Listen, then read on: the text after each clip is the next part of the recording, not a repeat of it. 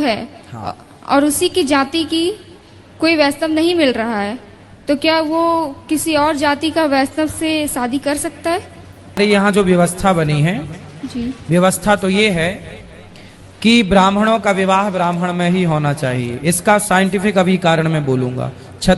जो YouTube पर जुड़ रहे हैं वो चैनल को सब्सक्राइब कर लें और शेयर कर लें। श्रीमन नारायण, मैं तृप्ति आप सभी का स्वागत करती हूँ अपने YouTube चैनल सनातनी श्रीका में। आज हम देखेंगे एक ऐसा इंटरेस्टिंग वीडियो जिसमें एक ऐसी मंगलमयी प्रश्नोत्तरी जिसमें एक व्यक्ति, एक लड़की, छोटी सी लड़की गुरुजी के समक्ष आती है, गुरुजी से कहती है कि गुरुजी, क्या अंतरजातीय विवाह करना सही है या सही नहीं है। तो इस पर गुरुजी इस लड़की को क्या समझाते हैं ये हम आगे इस वीडियो में देखने वाले हैं। साथ ही गुरुजी यहाँ पर एक बहुत अच्छा उदाहरण देकर इस लड़की को समझाते हैं कि अगर हमारे पास एक लाल गुलाब का फूल है और उसकी कलम में हम एक सफेद गुलाब के फूल की कलम लगा देते हैं, तो जो हमारा तीसरा फूल आएगा जिस कलम से, वो आएगा हमारा पिंक कलर का। तो ऐसा उदाहरण देकर गुरुजी यहाँ पर समझाते हैं कि अंतरजातीय विवाह करना सही है या सही नहीं है। आगे हम इस वीडियो में देखने वाले हैं। फ्रेंड्स, वीडियो बहुत ही इंटरेस्टिंग है, साथ ही ज्ञानवर्धक भी है। वीडियो को पूरा देखिएगा, स्किप मत कीजिएगा कि बहुत सारी ऐसी जानकारी हैं जो हमें इस वीडियो के माध्यम से हमें और आपको मिल सकती है। तो बिना देरी करे हम शुरू करेंगे आज का ये भक्ति में वीडियो। था कि जैसे कोई वैष्णव है हाँ। और उसी की जाति की कोई वैष्णव नहीं मिल रहा है, तो क्या वो किसी और जाति का वैष्णव से शादी कर सकता है? आपको शादी करनी है? जी। जो वो लड़का है वो किस समाज का है? जी, कोई और मतलब ब्राह्मण, क्षत्रिय, वैश्य। आप क्या है, ब्राह्मण क्षत्रिय क्या है? जी, हम लोग चौरसिया हैं। हाँ, तो फिर वो लोग कुछ और हैं। ब्राह्मण, क्षत्रिय, वैश्य क्या है वो लोग पासवान हैं। अच्छा, तो देखो हमारे यहाँ जो व्यवस्था बनी है, जी। व्यवस्था तो ये है कि ब्राह्मणों का विवाह ब्राह्मण में ही होना चाहिए। इसका साइंटिफिक अभी कारण मैं बोलूंगा। क्षत्रियों का विवाह क्षत्रियों में, वैश्यों का विवाह वैश्यों में, शूद्रों का शूद्रों में। कारण जानते हैं क्यों? कारण इसका बहुत बड़ा ये है कि ब्राह्मणों की परंपराएं ना ब्राह्मण लोग समझते हैं।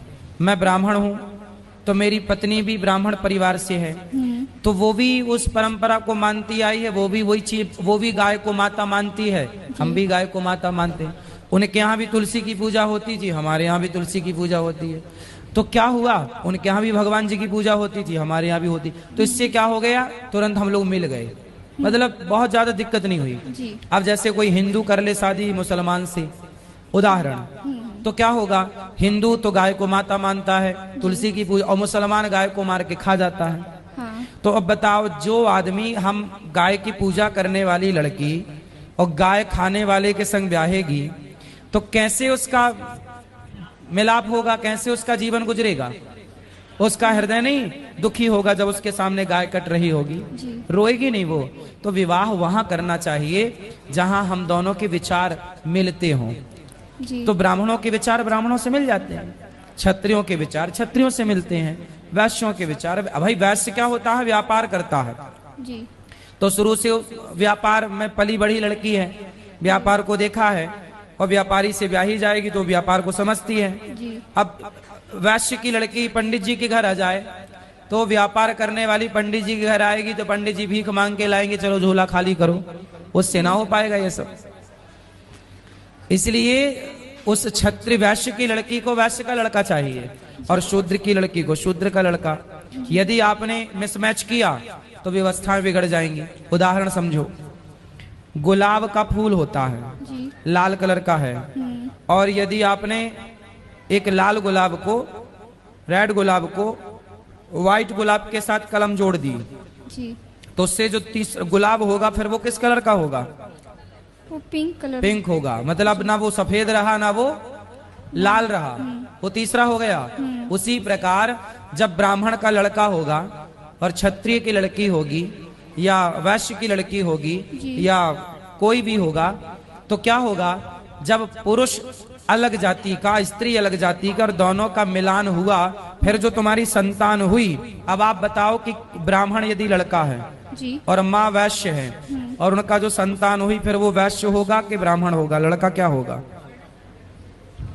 वो बच्चा क्या होगा? वो तीसरा हो जाएगा। व्हाइट गुलाब और रेड गुलाब मिला तो पिंक हो गया। बस वही है कि जब अलग अलग लोग जुड़ के कार्य करते हैं तो फिर वो वर्ण संकरी कहलाएगा, और उस संतान से तुम्हारे पितर पानी कभी नहीं ग्रहण करेंगे। शास्त्र प्रमाण है, वर्ण संकरी संतान से पितर पानी नहीं लेते। मीन्स जो श्राद्ध करते हैं ना, पिंडदान तर्पण, वो तर्पण करने का अधिकार उस बच्चे को नहीं है। वो बच्चा तर्पण करने का अधिकारी नहीं है, वो पितरों को पानी नहीं दे सकता। जी गुरु तो जी। फिर वो वर्ण संकरता आई, और समाज में ऐसी वर्ण संकरता, ऐसे वर्ण संकरी लोग समाज के लिए, परिवार के लिए नुकसानदायक है। इसलिए शुद्ध पिता हो, शुद्ध माँ हो, तब शुद्ध संतान होगी। आज आपसे बात करके बहुत अच्छा लगा। आप आसनसोल में आए थे तो वहाँ भी मैं माइक लेने को चाही थी। बात पर समझ नहीं में आ मिल गई पाया। आपको? हाँ जी गुरु तो जो आपके रिश्तेदार हैं वो उनको समझा पाओगी आप? हाँ हाँ बिल्कुल। और वो मान जाएंगे? हाँ मान जाएंगे, फिर ठीक है, मनाने की कोशिश करूंगी। ठीक है। कैसी लगी आपको आज की वीडियो? देखा आपने गुरुजी ने यहाँ पे कितने अच्छे से एग्जाम्पल देकर हमें और आपको समझाया है। साथ ही आपको क्या समझ में आया है या आपकी क्या राय है, आप अपनी राय कमेंट सेक्शन में रख सकते हैं। इसी तरीके की वीडियो के साथ हम जल्द हाजिर होंगे, तब तक कमेंट्स में लिखना न भूलें। हरे कृष्णा।